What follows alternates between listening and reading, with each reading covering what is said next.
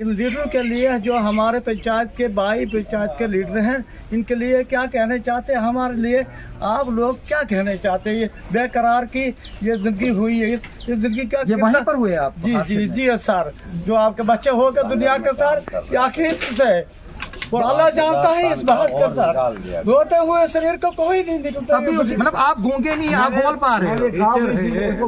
वही मैं बोल रहा हूँ ना कि यहाँ तो हम लोग गूंगे हैं। मैंने बोला इनको जो हमारे जमानत के जो हमारे ठेके चल रहे हैं, जब ये खत्म हो जाएंगे बाद में। तो हम द्राबशाला में हैं और किश्तवाड़ का एक ही मुद्दा है कि जो किश्तवाड़ में एनवायरनमेंट से तबाही मची है। अगर हम द्राबशाला से शुरुआत करें, यानी कि ठाठरी पुल से शुरुआत करें, हम सिंथन के मैदान तक जाएं, हम डंगडूरू जाए, हम क्वार जाए, हम कीरू जाए, हम करथाई जाए, हम डूल जाए, जहाँ भी जाए तबाही है और एनवायरनमेंट जो है वो एक तरह से ख़त्म हो चुका है और लोग जो है वो परेशान हैं। लोग परेशान हैं, लेकिन सबसे बड़ी परेशानी ये है कि परेशानी को सुनने वाला कोई नहीं है। क्योंकि हमने देखा कि जो यहाँ पर पावर प्रोजेक्ट कंपनीज हो, चाहे वो national highway infrastructure development corporation हो, ये जो है एक ईस्ट इंडिया कंपनीज की तरह है, क्योंकि इनके पास मनी पावर और मसल पावर है, जिसने पूरे सिस्टम को अपने शिकंजे में कस के रखा है। द्राबशाला में पिछले 12 दिनों से जो है यहाँ पर प्रोटेस्ट चल रहे हैं, चेन हंगर स्ट्राइक चल रही है, पॉलिटिशियंस यहाँ विजिट किए, लेकिन किसी को टस से मस नहीं हो रहा है और कोई जवाब देने के लिए तैयार नहीं हो रहा है कि जो यहाँ पर तबाही हो रही है, जो लोग यहाँ पर परेशान हैं, उसका हल किसके पास है और किसके पास जाया जाए।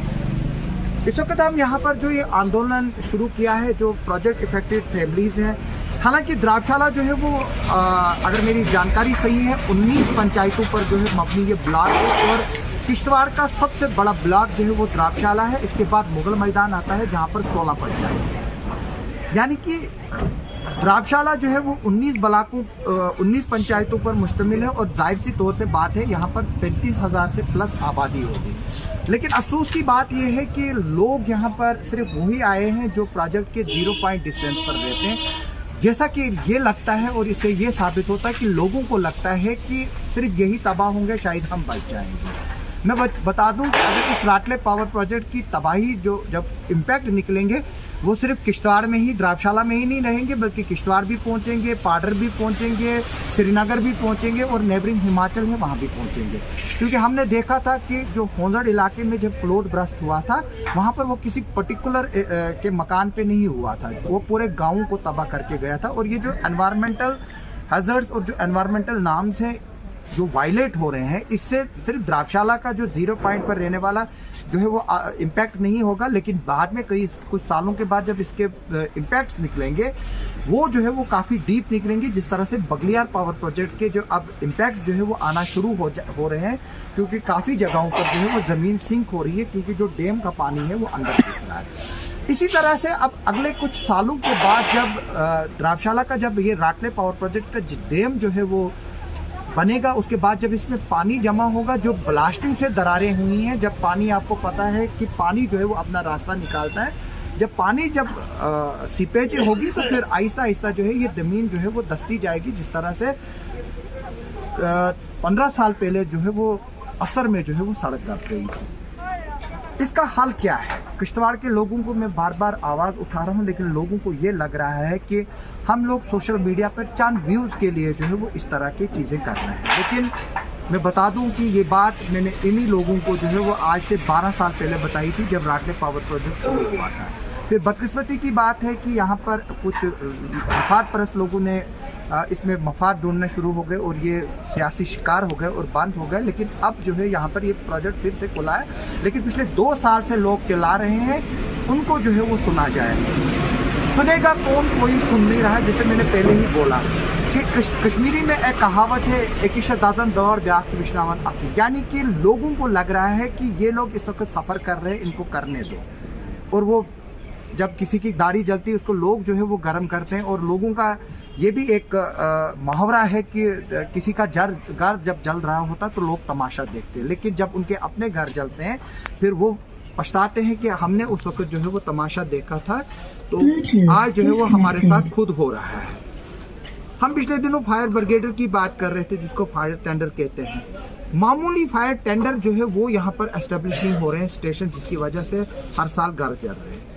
तो पावर प्रोजेक्ट्स की तो बहुत बड़ी बात है। जिन लोगों ने करोड़ों की लागत में इलेक्टोरल बॉन्ड्स के जरिए पैसे दिए हैं, उनका लोग सपोर्ट करेंगे, हमारे सियासतदान या जो हमारा सिस्टम है या इन लोगों को जो यहाँ पर बैठे हुए हैं। हमारे साथ यहाँ कुछ लोग हैं जो बात करेंगे इस मुद्दे पर। हालांकि मुझे पता है कि ये मुद्दा क्या है, इनकी डिमांड्स क्या है, इनका इशू क्या है, लेकिन मैं चाहूँगा कि आज ये लोग खुद बताएं और ये खुद ये बताएं कि आज तक ये सोए क्यों थे और आज क्यों जागे, और क्या जो हमारे बाकी लोग सोए हैं वो भी इनकी तरह बाद में जागेंगे कि यहाँ आज पहली बार जागेंगे।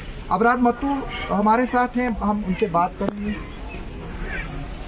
पहले अबरार, कोई सुन नहीं रहा है, तुम सुना रहे हो लेकिन सुनने को कोई तैयार नहीं है, या तो तुम गूंगे हो या सुनने वाले बहरे हैं। मसला क्या है और क्या बताएंगे? शुक्रिया कि आप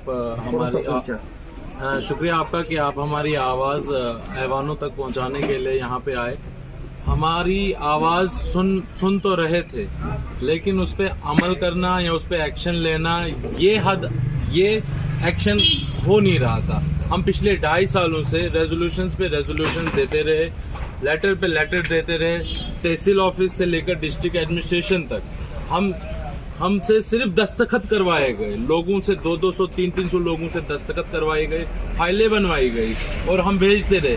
2 साल तक जब सुनवाई नहीं हुई तो हमने ये फैसला किया कि हम धरना ही दे दें, कोई तो सुने, किसी तरह तो उनके कानों में आवाज जाए कि हम यहाँ पर हमारी सेहत खत्म हो रही, हमारे जीने का सारा लाइफस्टाइल खत्म हो गया एक प्रोजेक्ट की वजह से।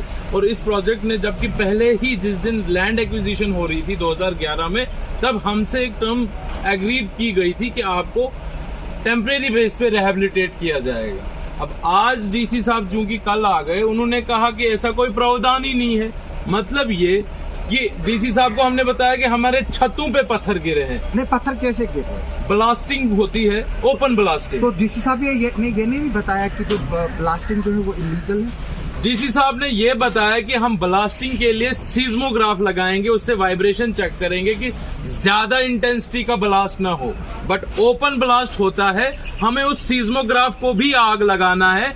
जो डीसी साहब को ये नहीं दिखता कि सीज्मोग्राफ उनके लिए रिपोर्ट है, बट हमारी छतों पे 8-8, 10-10 किलो के पत्थर जो गिर रहे हैं, क्या वो रिपोर्ट नहीं उनके लिए जायज कि वो अपनी तरफ से एक रिपोर्ट लिखे कि जो ये बस्ती यहाँ पे है, जिसके ऊपर आप ओपन ब्लास्टिंग करते हो, जिसके ऊपर आप पत्थर बरसा रहे हो, ये बस्ती खतरे में है। ब्लास्टिंग स्मोक, ब्लास्टिंग केमिकल से हमारी हेल्थ खत्म हो गई। यहाँ पे हर घर में 4 लोग हैं जिनकी चेस्ट का ट्रीटमेंट चल रहा है। आपको हम रिपोर्ट भी दे देंगे। डीसी साहब के जाने के बाद भी डीसी साहब ने यहाँ पे स्टेज पे कहा कि अगर सीज्मोग्राफ में मुझे वाइब्रेशन की वेरिएशन दिखती है तो मैं इनकी ब्लास्टिंगें बंद करवा दूं। तो मैं इस मंच से डीसी साहब से कहता हूं कि आपके जाने के बाद सीज्मोग्राफ तो छोड़िए, फिर से बस्ती के ऊपर पत्थर गिर पड़े। फिर से उनके जाने के बाद हमारी मस्जिद के बाहर जो होटल है उसकी पाइपें टूट गई, उनके पास अभी भी पत्थर मौजूद है। क्या ये सबूत नहीं है ब्लास्टिंग बंद करवाई जाए? ये जो एरिया है ये नेशनल हाईवे के पास से है और नेशनल हाईवे यहाँ से गुजरता है और शायद प्रोजेक्ट जो है वो यहाँ से 10 मीटर या 100 मीटर भी नहीं होगा, क्योंकि मैंने भी अक्सर सड़क से काफ़ी बार वीडियो ली है किस तरह से चिनाब दरिया में जो है वो पूरा वो डंपिंग यार्ड बनाया हुआ है उसको, लेकिन कोई बोलने के लिए तैयार नहीं है, कोई कुछ करने के लिए नहीं तैयार है। जैसे कि मैं बता दूं, एक और मैं मुहावरा बता दूं कि एक बंदरों का मुहावरा आता है। बापूजी के 3 बंदर थे, एक अंधा बनता है, एक गूंगा बनता है और एक बेरा बनता है। वही चीज़ें जो है वो यहाँ पर हो रही है। जो एनवायरनमेंट है उसकी पूरी जो है वो धज्जियाँ उड़ाई जा रही है। लेकिन क्योंकि मैंने पहले ही बताया कि ये वो कंपनियाँ हैं जो इलेक्टोरल बॉन्ड्स में करोड़ों रुपए देती हैं, तो उसमें जो हमारा सिस्टम है वो पूरी तरह से फंसा हुआ है। और हालांकि आजकल मॉडल कोड ऑफ कंडक्ट भी है, कार्रवाइयाँ हो सकती थी लेकिन हो नहीं रही है। मेन मसला ये है कि ड्राबशाला का जो ये लोग हैं, इनकी जो डिमांड है, मैं थोड़ा सा इसमें एक्सप्लेन ये करूं कि ये बोल रहे हैं इनको कि हमें जो है वो आप परमानेंट रिहेबिलिटेट नहीं करो, लेकिन हमारे लिए एकोमोडेशन का इंतज़ाम करो, क्योंकि यहाँ पर ब्लास्टिंग हो रही है, उसकी वजह से पत्थर आ रहे हैं, कोई भी जो है वो हादसे का शिकार हो रही है। और हालांकि डिप्टी कमिश्नर साहब ने ये भी बोला था कि पिछली बार के 3 घर जो है वो डैमेज हो गए, हम उनको रिपेयर करने के लिए गए थे, लेकिन रिपेयर लोगों ने करने नहीं दिया। मैं बता दूँ कि क्योंकि ये कंटिन्यूस प्रोसेस है, लोग बोल रहे हैं कि जब हमें यहाँ से उठाकर रिहेबिलिटेट कहीं किया जाएगा टेम्परेरली, उसके बाद जब ये प्रोजेक्ट क्लोजिंग पे आएगा उस वक्त जो है वो हर बिल्डिंग का एनालिसिस किया जाए, उसको उसी के हिसाब से रिपेयरमेंट का या तो ये कंपनी खुद करे या उनको उसका कंपनसेशन दे, ये बाद में खुद कराएंगे। ये डिमांड जो है वो एक तरह से बिल्कुल जायज़ है। इसके अलावा इनकी डिमांड एम्प्लॉयमेंट की है, लेकिन मैं ये बात बता दूं, एम्प्लॉयमेंट तभी मिलेगी जब आपको किसी पर्टिकुलर शख्स का जो है वो एक लिखा हुआ लेटर मिलेगा। मुझे परसों कुछ लोग यही हजरात जो है वो फ़ोन कर रहे थे कि उनकी तनख्वाहों का इशू जो है वो सॉर्ट आउट नहीं हुआ है। मैं बता दूं कि अगर आप किश्तवाड़ के जेई हैं आपको 15,000 तनख्वाह मिलेगी, अगर आप बिहार से या उत्तर प्रदेश से आपको 80,000 प्लस तनख्वाह मिलेगी। क्राइटेरिया ये है, चाहे आप कितने भी काबिल हो, चाहे वो कितने भी नालायक हो, क्राइटेरिया यही है कि किश्तवाड़ वाले को इतनी मिलेगी क्योंकि आप लोग जो है वो मजबूर हो। मैं लोगों से ये कहूँगा कि जिस तरह से डीसी साहब ने अपनी तकरीर में जो है वो लोनों का भी जिक्र किया, बेहतर है कि इस प्रोजेक्ट में काम करने के बजाय अब वो लोन लेकर जो है वो गाय पालो और दूध पालो भेजो, अल्लाह ताला उसमें भी बरकत देगा। लेकिन जो ये आपके साथ हालात है वो जो है वो एक बड़ी बदकिस्मती की बात है। अब इसके अलावा जो है वो आपका 10% जो डिविएशन का जो है वो डिमांड है, वो क्या मसला है और क्या बताएंगे आप उसको? असद भाई, डिमांड्स तो बहुत सारी हैं। 10% डिविएशन हमारी 7वीं 8वीं डिमांड है कि जो रेड लेक जो ओनर है, हम ये चाहते हैं कि जो वो कॉन्ट्रैक्ट्स देते हैं जैसे मेगा को या किसी और को, तो हम ये चाहते हैं कि वो डिविएशन जो है इनको सारा काम इनको ना दिया जाए। जो कि रेड लेक अपने टेंडर निकाल के लैंड लूजर्स के लिए जो टेंडर्स निकालती हैं, उन टेंडर्स में कुछ काम बचाया जाए जो कि ऊपर के काम होते हैं। 10% इन कॉन्ट्रैक्टर कंपनी से काम ना लेकर बल्कि यहाँ के लैंड लूजर्स को वो काम दिया जाए, ना कि और ये चीज डीसी साहब भी गिनवाते हैं, यहाँ पे 20 लोगों ने ज्यादा काम किए हैं, 80 लोगों ने कम काम किया। हमें जरूरत नहीं है काम ज्यादा कम किसने किया। मैं इस पे बोलना नहीं चाहता हूँ, अगर मैं बोलूंगा फिर मैं बहुत बुरा होऊंगा। बिल्कुल, जैसे मैंने पहले ही बोला कि हमारे अपने मफाद परस्त लोग हैं। जब यहाँ पर एक बच्चा गिरा जिसकी डेथ हो गई, अल्लाह उसको मगफिरत करे, हमारा अपना जेई था। बाद में मुझे किसी ने बताया ये वही जेई था जो आपको बडारकोट के पास जो है वो काउंटर कर रहा था। मतलब मैं कहूँगा कि इन कंपनीज की जो है वो इतनी हिम्मत नहीं है कि हमारे इलाके में आकर जो है ये दादागिरी करे, लेकिन इनकी हिम्मत सिर्फ इसलिए है कि हमारे लोग जो है वो इनके साथ मिले। मुफाद परस्ती जो है वो किसी को ठेके की लालच है, किसी को नौकरी की लालच है, लेकिन सबसे बड़ी खुशी की बात यह है कि आपके यहाँ के लोग जो है वो जागे तो 2 साल के बाद, 2.5 साल के बाद, लेकिन अभी पूरी तरह से जागे नहीं है। इसमें जो है वो एक और आपने जो है वो लोकल एम्प्लॉयमेंट के लिए भी बात की है, शायद होगी नहीं। Local employment pick and choose है। जो इनके HR डिपार्टमेंट में हमारे 2 या 3 या 4 कोऑर्डिनेटर्स हैं जिनको वो सो कॉल्ड कहते हैं कि यहाँ के लोकल हैं, मैं सबों के सामने आज ये कह देना चाहता हूँ कि उन्होंने प्रेफरेंस वाइज नहीं देखा, पिक एंड चूज हुआ है। पिक एंड चूज इस तरह हुआ है कि 0 पॉइंट के भी अभी भी लोग, इवन देन की लैंड लूजर ये साहब है, इनके पास लैंड लूजर है और इन्होंने NOC भी दे रखी है, लेकिन ये साहब इनको लटकाया गया। क्यों? क्योंकि ये इस बस्ती के हैं। यासीन आप इधर आओ। क्या आपको बता, आप मुझे बताओ, आपने लैंड लूजर दी कब दी थी? डीसी साहब परसों हमें कहते हैं यहाँ के लैंड लूजर सब लगे। अब मुझे बताओ ये ब्रीफिंग करता कौन है डीसी साहब? देखिए मैं आपको एक बात बताऊंगा, जब जिन कोऑर्डिनेटर्स की आप बात कर रहे हैं, जब उनको पिछले दिनों अपने मफाद पे बात आई थी तो उन्होंने प्रोजेक्ट में प्रोटेस्ट भी कराया था और हड़ताल भी। बिल्कुल करवाते, बिल्कुल कराइए। मैं बोल रहा हूँ ना, मैं कभी यहाँ नहीं आया क्योंकि मैं चाहता था कि बाकी लोग भी आए और वो जो है इस मसले को उठाए। ये इतनी RR प्लान की बात की, करोड़ों रुपए RR प्लान में, लेकिन खर्च किया जाए तो कहाँ किया जाए? RR प्लान का पैसा जो है वो सिर्फ यहीं का नहीं है, बाकियों का भी 300-400 करोड़ बैंकों में पड़ा है, उसको इंटरेस्ट भी मिल रहा है। आसिफ भाई, मैं आपकी बात को जरा काटना चाहता हूँ। 2-2.5 साल तक इन्होंने आज तक RR प्लान की बात नहीं की। कल डीसी साहब स्टेज पे चढ़ के कहते हैं आप जो ही डस्ट एलोन्स की बात करोगे मैं 40 करोड़ के RR प्लान की बात 2.5 साल तक नहीं की। आज जब हम प्रोटेस्ट पे आए, आज उनको क्या जरूरत? यहाँ पे हमारे अलिफ चाचा हैं, परसों इनकी जान जाते जाते बच गई हंगर स्ट्राइक की वजह से। इनकी बस्ती से एक बंदा नहीं लगाया गया। आप अलिफ चाचा की बात कर रहे हैं, आप RR प्लान की बात करें, कभी इनसे RR प्लान की कॉपी तो मांग के देखिए, अगर मिलेगी मैं नौकर रहूंगा। मैं वही कहता हूँ कि इतनी धांधली शायद इस वीडियो के बाद देंगे, वो दूसरी बात। इतनी धांधली चल रही कि दे ही नहीं रहे। आप कह रहे हैं कोड ऑफ कंडक्ट खत्म हो जाए, उसके बाद आपकी मीटिंग लेकर फिर देखते हैं कि आपको क्या क्या चाहिए। आज तक इन्होंने हमारे RR प्लान का पैसा कहाँ खर्च आया और यहाँ पे पब्लिक हियरिंग मीटिंग के बिना आरआर प्लान जो है वो पहले डिसाइड किया जाता है, बाद में नहीं किया जाता है। आरआर प्लान के अलावा अगर जो प्रोजेक्ट की एग्रीमेंट की कॉपी आप इनको मांगेंगे वो भी नहीं मिलेगी। मैं किश्तवाड़ के लोगों को बता दूं, जब मनमोहन सिंह गवर्नमेंट ने इस प्रोजेक्ट को सैंक्शन किया था उस वक्त 1.5% जो पावर थी, जो 1.5% रेवेन्यू आता वो जो है वो डिस्ट्रिक्ट किश्तवाड़ के खाते में जाता है। यानी कि वो सिर्फ किश्तवाड़ के फलाह व बहबूद के लिए और एनवायरनमेंट के लिए इस्तेमाल होता और वो 1.5% जो है वो अब खत्म कर दिया जा चुका है। यानी कि ये 12 मेगावाट बनता है, 12 मेगावाट 850 मेगावाट राटले पावर प्रोजेक्ट का जो है वो बनता है 1.5%। क्वाड और जो पकड़ डूल है उसका बनता है 15 मेगावाट। ये तकरीबन 60 से 70 मेगावाट पावर बनती है जो शेयर मिलेगा डिस्ट्रिक्ट किश्तवाड़ को, जो मनमोहन सिंह गवर्नमेंट ने जो है वो इसमें रखा था, जो अब खत्म किया गया।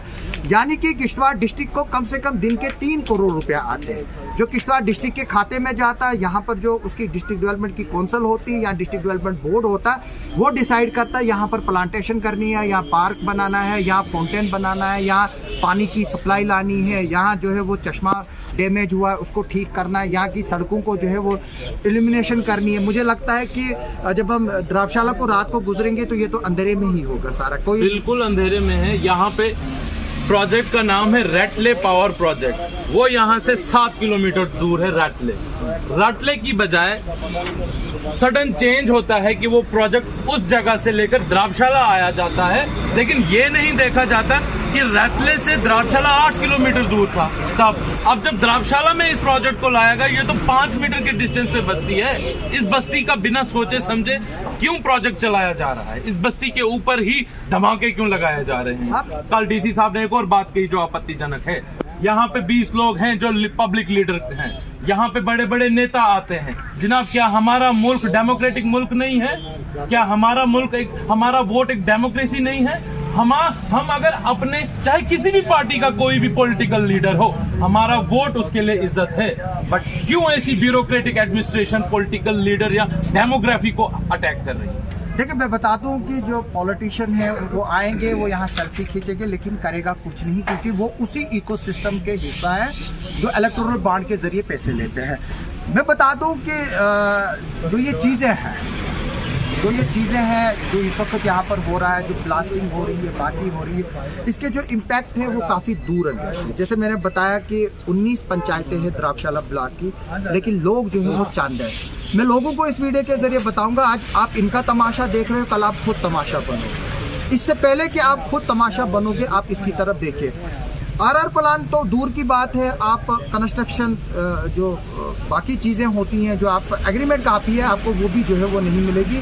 हालांकि हमारी डीडीसी चेयरपर्सन जब इस मुद्दे को लेकर धरने पे बैठी थी, ये वही सियासतदान जो आज आ रहे हैं, उन्होंने उस एजिटेशन को उस वक्त तोड़ा था और उसको एक पर्टिकुलर नाम दिया था। अगर उस वक्त हम लोग एक साथ हुए होते तो आज जो है वो ये नौबत नहीं होती। अगर हम प्रोजेक्टों में नौकरियों की बात करें, यहाँ पर जो है वो सिर्फ वही मजदूर लोग ठेकेदारी के जरिए जो है वो आउटसोर्स करके लगाया, कंपनी ने कोई डायरेक्ट नहीं लगाया। मैं बता दूं कि जो मजदूर है वो ठेकेदारी खाते में है, यानी कि उनको कुछ नहीं मिलेगा। आप चेक कीजिए किस किस मजदूर का जो है वो ईपीएफ कटता है, आप चेक कीजिए उसको कौन सी मेडिकल फैसिलिटीज मिली है। इधर पर इनको 10 बेडेड हॉस्पिटल बनाना था, कहाँ है वो? अब इधर हॉस्पिटल जो था, जो गवर्नमेंट का था, वो नहीं बन पा रहा जनाबे वाला।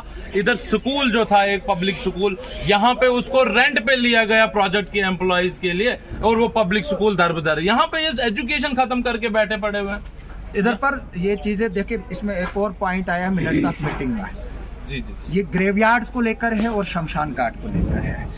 आप बताइए कि अगर इस तरह की जो रेस्टिंग प्लेसेस है अगर वो तबाह हो रही हैं तो हमें शायद याद ही नहीं है। ग्रेवयार्ड को लेकर मैं आपको एक बात बताऊं, मुझे दफन नहीं होना शायद, ना किसी ना उन लोगों को ग्रेवयार्ड को लेकर एक बात बताऊं। देखो, द्राबशाला के लोगों ने कितना सपोर्ट किया कि 5 कनाल का ग्रेवयार्ड था, उसमें इन लोगों ने प्रोजेक्ट RHPCL वालों ने हमारी कब्र खुदवाई, कहा कि इधर हमने कॉलोनी बनानी, आप शिफ्ट करो। हमने वो हड्डियों का ढांचा उठाकर दूसरी जगह दफन किया।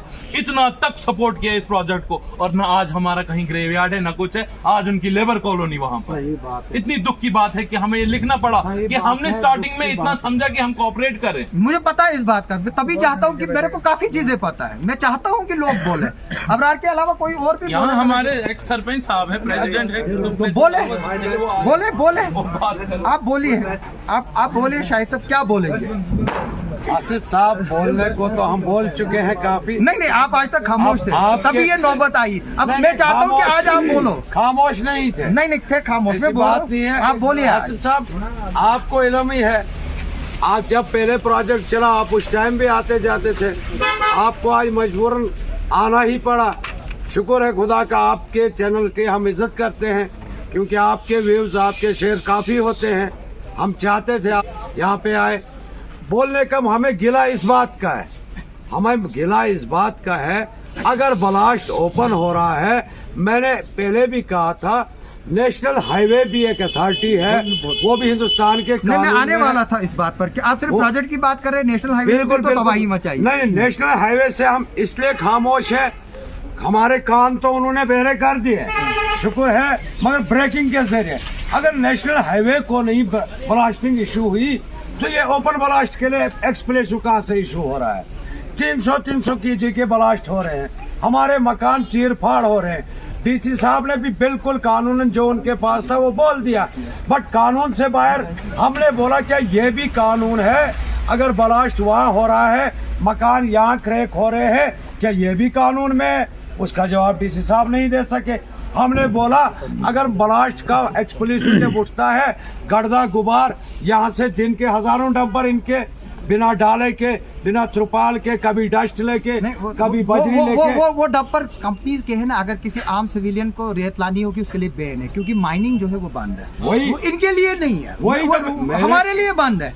आज जो है वो किश्तवाड़ डिस्ट्रिक्ट का जो एक वाइड जो क्रशर है जाकिर भट्ट साहब का, वो जो है वो कई महीनों से बंद है, और सारे डेवलपमेंटल काम जो है वो हिट हो गए। की परमिशन नहीं मिलती। वही मैं कहने जा रहा हूँ, इनके लिए है। जब इनके डंपर यहाँ चलते हैं, वो जो धूल उठती है वो हमारे बच्चों में, हमारे बुजुर्गों में, हमारे घरों में जाएगी, वो कहीं जमीन दोस्त धूल नहीं जाएगी। उसने तो हमारे ऑक्सीजन के जरिए अंदर ही घुसना है। हमारे सब पेशेंट बन गए हैं। यहाँ एक प्राइवेट क्रशर खुला, सूरज प्रकाश जी हमारे BDC एक्स हैं, उनको पोल्यूशन के लिए रोका गया, क्रशर बंद हो। इनके इतने बड़े क्रशर चल रहे हैं, इतने प्लांट चल रहे हैं। ये इलेक्ट्रोनिक बांट देते हैं ना, आप नहीं देते? सब वही तो मेरे कहने का बात है, इलेक्ट्रोनिक बांट देते ना, आप नहीं देते हो। इलेक्ट्रोनिक बांट तो पॉलिटिकल को लीडर दे, एडमिनिस्ट्रेशन को क्या दे रहे हैं? तो एडमिनिस्ट्रेशन को भी तो कुछ हिस्सा मिल रहा है। नहीं, एडमिनिस्ट्रेशन को कंट्रोल कौन करता है? जिन लोगों को दिए जाते हैं इलेक्ट्रोल बांड, वही तो कंट्रोल करते हैं। हमें बड़ी उम्मीद थी डीसी साहब से। देखिए डीसी साहब आए सबसे आए, बिल्कुल डीसी साहब अच्छा काम कर रहे हैं, लेकिन कहीं ना कहीं मजबूर है उन्हीं इलेक्ट्रोल बांड्स के लोगों के हाथ में। नहीं, ये तो हमने क्लियर उनसे बोला, डीसी साहब को हमने कहा था, रिक्वेस्ट की थी, बहुत बड़ा ब्लास्ट कीजिए, जिससे एकदम ब्लास्ट किया बहुत बड़ा पत्थर। डीसी साहब के बाद कहाँ यहाँ पे श्रीनी वगैरह बांटते, पत्थर बांटे गए। उसके बाद ये हाल है हमारी। 1800 kg का एक ब्लास्ट जो है वो हुआ है डंगडूरू में, 1600, 1800, 1300, मैंने खुद रिकॉर्ड्स चेक किए। आप अंदाजा कीजिए जहां 1800 kg या 1600 kg blast at a time होगा, वहां घरों की क्या हालत होगी। क्राइपकनू जो है वो तबाह हो चुका है, जो डंगडूरू का आसपास का इलाका स्कूल वहाँ है वो खत्म हो चुका है। बार बार जो है वो लोग चिल्ला रहे हैं। मैंने यही बात कही कि चिल्ला तो सभी रहे हैं, आगे से या तो इंसान गूंगा है या बेरा है, जो ना कह पा रहा है ना सुन पा रहा है। देखिए आसिफ साहब, वो तो हमें भी दिख रहा है, अब हमारी भी 50 साल एज है, अब हम यहाँ पे बैठे हैं, अपनी जमीन है, अपना आशियाला थोड़ा सा बनाया है, हमारी आवाज तो अल्लाह सुनेगा ही। वो तो सुनता अगर है। एडमिनिस्ट्रेशन नहीं सुनेगी, अल्लाह के हुजूर हमारी आवाज जाएगी। अल्लाह के हुजूर में जहाद का कंसेप्ट है। जहाद जो है वो बंदूक उठाना जहाद नहीं है, जो तबाही जम्मू कश्मीर में मची, या ड्रग्स बेचना जहाद नहीं है।